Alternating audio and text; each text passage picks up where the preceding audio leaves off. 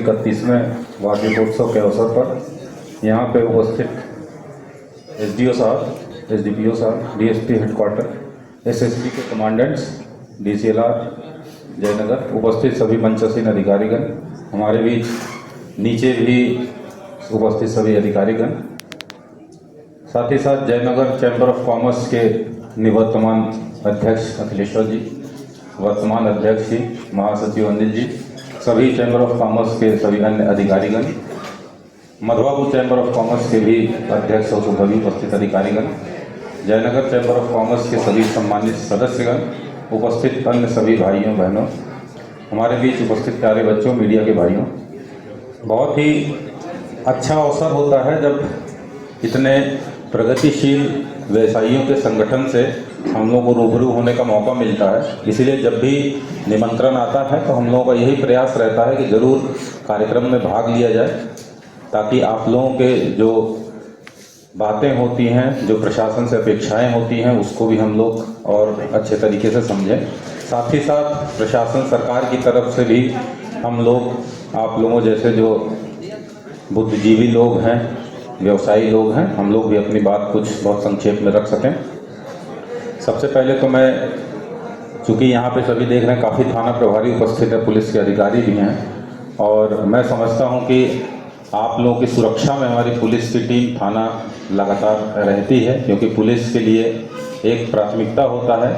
कि सभी नागरिकों को, विशेष करके व्यवसायियों को, क्योंकि उनको व्यापार से जुड़े होते हैं, धन का आदान प्रदान एक्सचेंज होता है,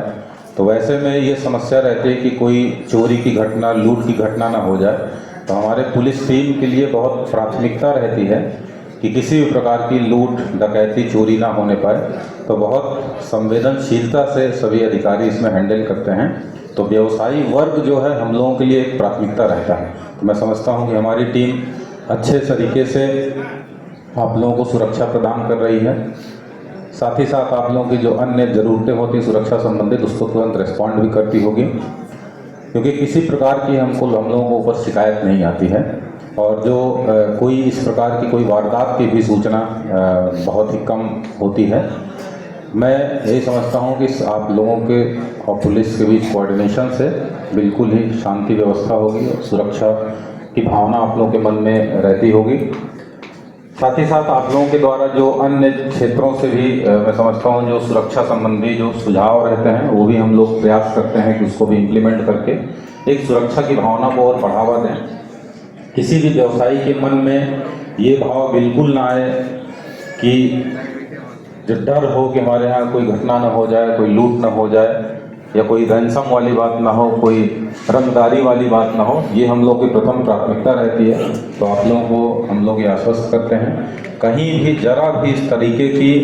कोई झूठी अफवाह भी, झूठी धमकी भी अगर मिले, ज़रूर तुरंत हम लोगों को सूचित करें, क्योंकि इस तरीके का हम लोग बिल्कुल भी नहीं टॉलरेट करेंगे। किसी भी व्यक्ति के मन में ये डर रहे कि कोई रंगदारी कर सकता है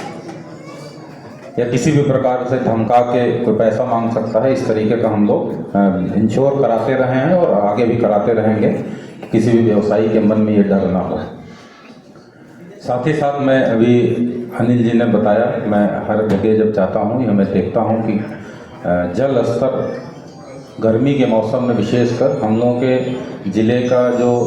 भौगोलिक बनावट इस प्रकार से है, और मिट्टी और नीचे जो जल संरचना है भू स्तर का नीचे का इस प्रकार से है कि जब बारिश नहीं होती, बारिश रहती तो पानी बहुत रहता है, लेकिन जहाँ पे बारिश की कमी होती है तो भूगर्भ जल स्तर नीचे चला जाता है। तो ये हर जगह का ऐसे भौगोलिक बनावट नहीं होती है, ये